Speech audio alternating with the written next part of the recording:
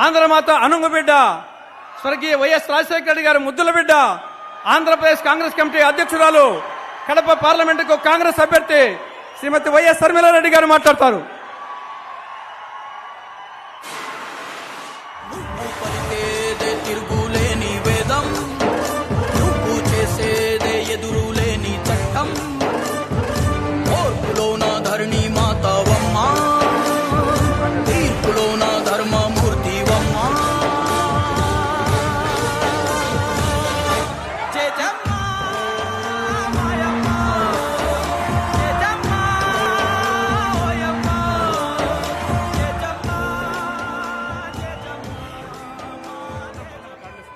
Check check check check check check బాగుందా? Check check check.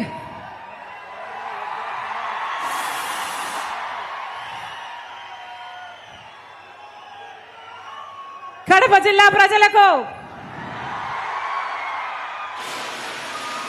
చేరి వచ్చిన ప్రతి అన్నకు, ప్రతి తమ్ముడికి, ప్రతి అయ్యకు, ప్రతి అమ్మకు, ప్రతి చెల్లికి, ప్రతి అక్కకు మీ రాజశేఖర రెడ్డి బిడ్డ మీ షర్మిల శిరస్సు వంచి చేతులు జోడించి మనస్ఫూర్తిగా నమస్కరించుకుంటోంది.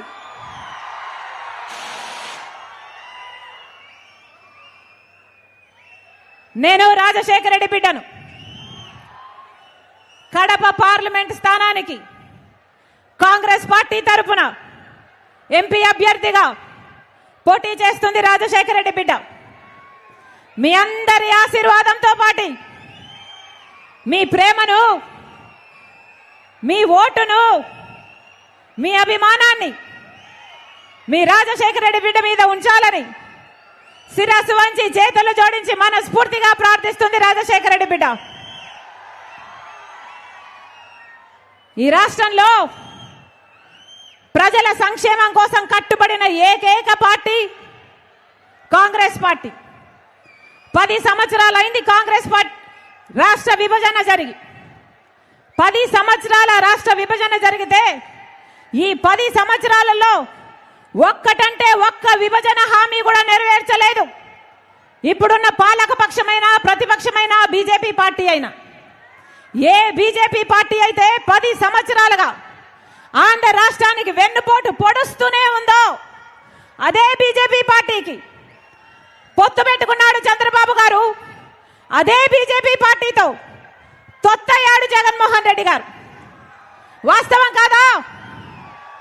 ప్రత్యేక హోదా వచ్చిందా? పోలవరం ప్రాజెక్ట్ వచ్చిందా? రాజధాని వచ్చిందా? కడప స్టీల్ ఫ్యాక్టరీ వచ్చిందా? మరి ఎందుకు పొత్తు పెట్టుకున్నాడు చంద్రబాబు గారు? మరి ఎందుకు తొత్తయ్యాడు జగన్మోహన్ రెడ్డి గారు? వాళ్ళ స్వప్రయోజనాల కోసం ఆంధ్ర రాష్ట్ర ప్రజల హక్కులు మొత్తము తాకట్టు పెట్టారు బీజేపీ పార్టీ. అందుకే చెప్తున్నాం, ఈసారి బుద్ధి చెప్పాల్సిన సమయం వచ్చింది. అంతేకాదు, జగన్మోహన్ రెడ్డి గారు ముఖ్యమంత్రిగా 5 సంవత్సరాలుగా ఉన్నారు. మరి 5 సంవత్సరాలలో ఇచ్చిన ఒక్క వాగ్దానమైనా నిలబెట్టుకున్నాడా జగన్మోహన్ రెడ్డి గారు? బీజేపీ పార్టీ మెడలు వంచి ప్రత్యేక హోదా తెస్తానన్నాడు జగన్మోహన్ రెడ్డి గారు. వచ్చిందా అన్నా? వచ్చిందా? రాజధాని వచ్చిందా?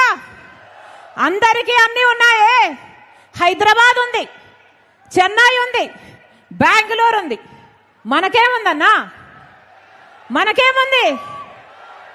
చేతిలో చిప్ ఉంది, నెత్తి మీద కుచ్చు టోపీ ఉంది. ఉందా రాజధాని? చంద్రబాబు గారేమో సింగపూర్ చేస్తానన్నాడు, జగన్మోహన్ రెడ్డి గారేమో 3 రాజధానీలు అన్నారు. తీరా చూస్తే మనకేముంది? గుండు సున్నా ఉంది. ఏం చెప్పాడు జగన్మోహన్ రెడ్డి గారు? వాషింగ్టన్ తలపిస్తానన్నాడు రాజధాని. అయిందా? ఎన్ని మాటలు చెప్పాడు జగన్మోహన్ రెడ్డి గారు? రైతుల కోసం 3000 కోట్లతో ధర స్థిరీకరణ నిధి ఏర్పాటు చేసి ప్రతి సంవత్సరము పక్కన పెడతానన్నాడు జగన్మోహన్ రెడ్డి గారు. అయిందా? 4000 కోట్లతో పంట నష్టపోతే పంట నష్టపరిహారానికి ప్రతి సంవత్సరము పక్కన పెడతానన్నాడు జగన్మోహన్ రెడ్డి గారు. పెట్టాడా? సంక్రాంతి వచ్చినప్పుడల్లా జాబ్ క్యాలెండర్ వస్తుందన్నాడు జగన్మోహన్ రెడ్డి గారు. వచ్చిందా? పూర్తి మద్యపాన నిషేధం చేస్తానన్నాడు జగన్మోహన్ రెడ్డి గారు. చేశాడా? చెయ్యకపోగా ఈరోజు సర్కారు ఏది అమ్ముతే అదే తాగాలి. ప్రపంచంలో ఎక్కడా లేనివి ఇక్కడ అమ్ముతున్నారు. వాళ్ళు భూమ్ అమ్ముతే మీరు భూమ్ తాగాలి. వాళ్ళు 3 క్యాపిటల్ అమ్ముతే మీరు 3 క్యాపిటల్ తాగాలి. వాళ్ళు డిఎస్సి అమ్ముతే మీరు డిఎస్సి తాగాలి. వాళ్ళు క్యాపిటల్ అమ్ముతే క్యాపిటల్ తాగాలి. ఒక పద్ధతి ఏమైనా ఉందా? మొత్తం ఎక్కడ చూసినా mafia, land mafia, sand mafia, liquor mafia అన్ని సరిపోవు అన్నట్టు హత్య చేసిన వాళ్ళను పక్కన పెట్టుకొని తిరుగుతున్నాడు జగన్మోహన్ రెడ్డి గారు. సొంత చిన్నానను గొడ్డలితో 7 సార్లు హత్య చేసి నరికి చంపించారు అని సిబిఐ ఆరోపిస్తున్న అవినాష్ రెడ్డి గారిని 5 సంవత్సరాలు కాపాడమే కాకుండా మళ్ళీ అదే అవినాష్ రెడ్డి గారికి టికెట్ ఇచ్చాడు జగన్మోహన్ రెడ్డి గారు. న్యాయమేనా? వివేకానంద రెడ్డి గారు కడప జిల్లా నాయకుడు, రాజశేఖర్ రెడ్డి గారి తమ్ముడు. అలాంటిది అంత పెద్ద మనిషిని చంపితే ఈ రోజు వరకు న్యాయం జరగలేదు. అందుకే రాజశేఖర రెడ్డి బిడ్డ జగన్మోహన్ రెడ్డి గారికి ఎదురు నిలబడింది. ఇదే జగన్మోహన్ రెడ్డి గారు చెప్పిన ప్రతి మాట నమ్మింది రాజశేఖర రెడ్డి బిడ్డ. ఇదే జగన్మోహన్ రెడ్డి గారి కోసం 3200 కిలోమీటర్లు పాదయాత్ర చేసింది రాజశేఖర రెడ్డి బిడ్డ. కానీ ఇదే జగన్మోహన్ రెడ్డికి రాజశేఖర రెడ్డి బిడ్డ ఈ రోజు ఎదురు నిలబడింది.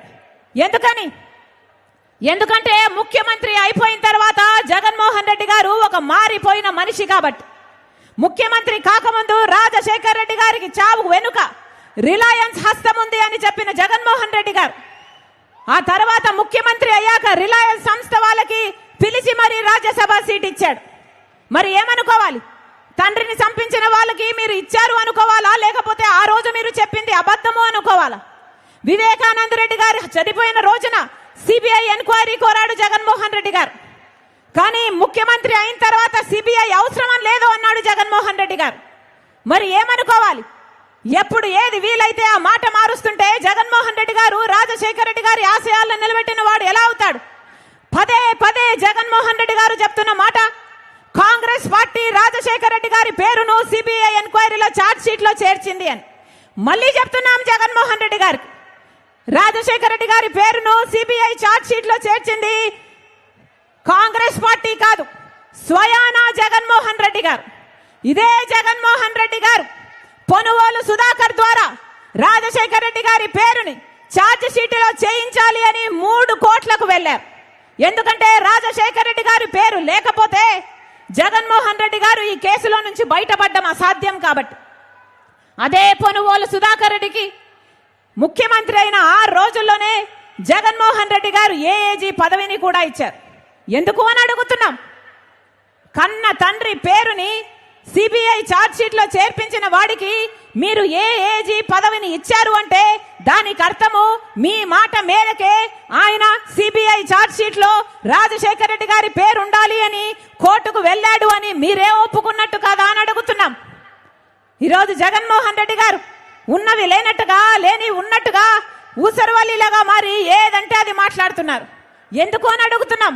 రాజకీయాల కోసం ఇంత దిగజారడం అవసరమా అని అడుగుతున్నాం. ఏం చేశారు జగన్మోహన్ రెడ్డి గారు? సొంత చిన్నాన, ఆఖరికి సొంత చిన్నాన చచ్చిపోతే తండ్రి తర్వాత తండ్రంతటి వాడు ఈ రోజు వరకు న్యాయం జరగనివ్వలేదు జగన్మోహన్ రెడ్డి గారు. అన్నా, నేను రాజశేఖర రెడ్డి బిడ్డను. పులి కడుపున పులే పుడుతుంది. దేనికి భయపడేది కాదు రాజశేఖర రెడ్డి బిడ్డ. అలాగని అన్యాయం జరుగుతుంటే చూస్తూ ఊరుకునేది కూడా కాదు రాజశేఖర రెడ్డి బిడ్డ. ఈ రోజు అన్యాయం జరుగుతుంది కాబట్టి రాజశేఖర రెడ్డి బిడ్డ ఎదురు నిలబడింది. అన్నా, ఈరోజు రాజశేఖర రెడ్డి బిడ్డ ఒకవైపు ఉంటే వివేకానంద రెడ్డి గారిని హత్య చేయించిన అవినాష్ రెడ్డి గారు ఇంకో వైపు ఉన్నారు. ఒకవైపు న్యాయం ఉంది, ఒకవైపు నేరం ఉంది, ఒకవైపు ధర్మం ఉంది, ఇంకోవైపు డబ్బు అధికారం ఉంది. అన్నా మీరు ఏ వైపు? అన్నా మీరు ఏ వైపు? అన్నా మీరు ఏ వైపు? అన్నా మీరు ఏ వైపు? ప్రపంచం అంతా చూస్తుంది. కడప ప్రజలు న్యాయం వైపు నిలబడతారా, నేరం వైపు నిలబడతారా అని.